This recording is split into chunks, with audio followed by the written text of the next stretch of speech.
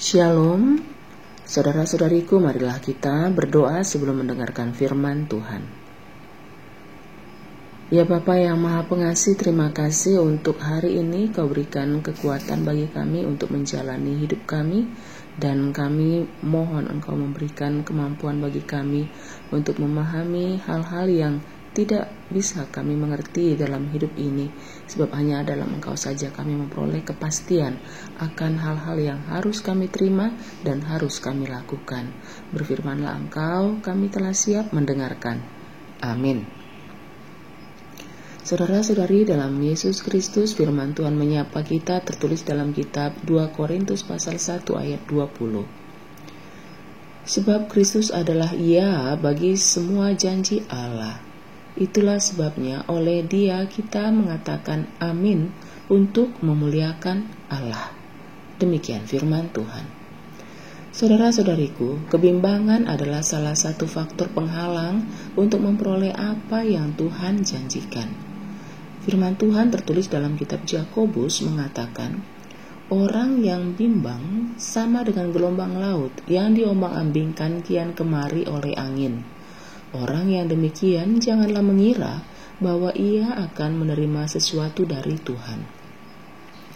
Tertulis dalam kitab Yakobus 1 ayat 6-7. Selama kita membiarkan kebimbangan menari-nari di hati dan pikiran, jangan pernah berharap bahwa kita akan mendapatkan apa yang kita inginkan dari Tuhan. Tuhan Yesus juga menegaskan dalam kitab Markus pasal 11 ayat 23. Sesungguhnya barang siapa berkata kepada gunung ini, beranjaklah dan tercampaklah ke dalam laut, asal tidak bimbang hatinya, tetapi percaya bahwa apa yang dikatakannya itu akan terjadi, maka hal itu akan terjadi baginya. Bila kita ingin melihat dan mengalami perkara-perkara yang dahsyat dinyatakan di dalam hidup kita, jauhlah segala kebimbangan dan taruhlah segala firman Tuhan dengan iya dan yakin dalam hati kita.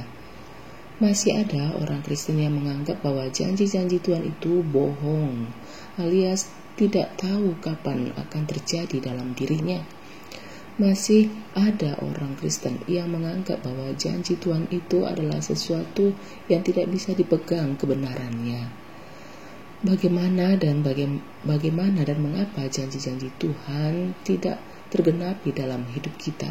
Tentunya itu menjadi suatu pertanyaan yang sulit untuk kita jawab.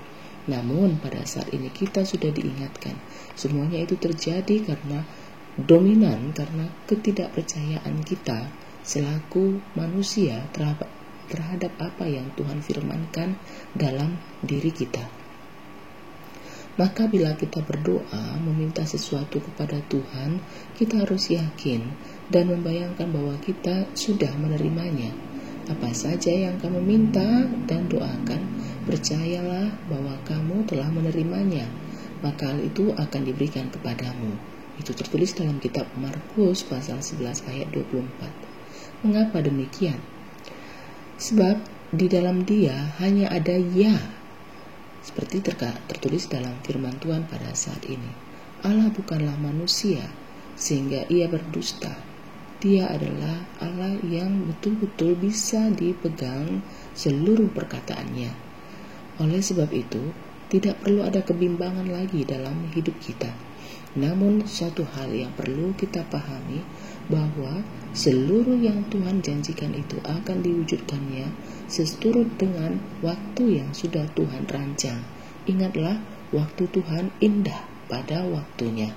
Maka diperlukan kesetiaan dan kepercayaan dalam hidup kita, maka suatu saat Tuhan pasti akan memberikan apa yang sudah dijanjikannya dalam diri kita pribadi lepas pribadi.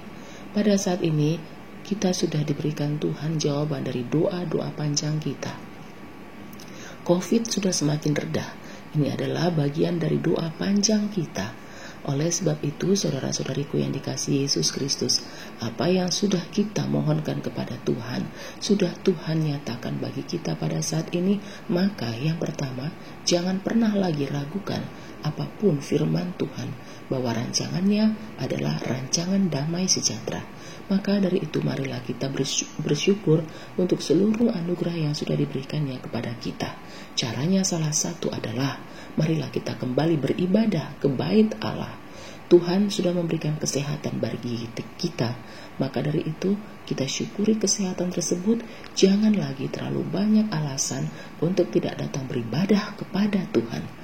Apabila kita sudah berani pergi ke mall, apabila kita sudah berani pergi ke gedung pesta, apabila kita sudah berani berkumpul-kumpul dengan sahabat handai tolan kita, maka marilah kita juga berani datang ke bait Allah untuk bersekutu, memuji dan memuliakan namanya. Ingatlah, janji Tuhan adalah iya dan amin. Maka apabila Dia sudah memberikan janjinya kepada kita, marilah kita mensyukurinya dengan cara yang benar. Amin. Marilah kita berdoa. Bapa yang maha baik, terima kasih Kau sudah dengarkan doa kami. Kami bersyukur negeri ini sudah semakin pulih. Oleh sebab itu ya Tuhan, mampukan kami untuk mensyukurinya. Biarlah besok jemaat-Mu Kau izinkan untuk datang beribadah ke bait-Mu yang kudus. Dan kami bersyukur karena Engkau sudah memberikan kesehatan yang lebih baik kepada negeri ini. Ya Tuhan, kami juga mohon Kau berikan kepastian untuk pikiran dari jemaat kami yang masih dalam kondisi bimbang, agar dengan demikian mereka semakin yakin bahwa hanya di dalam Engkau saja kami memperoleh kepastian dalam hidup kami. Terima kasih Bapa, mampukan kami untuk melakukan firman-Mu. Amin.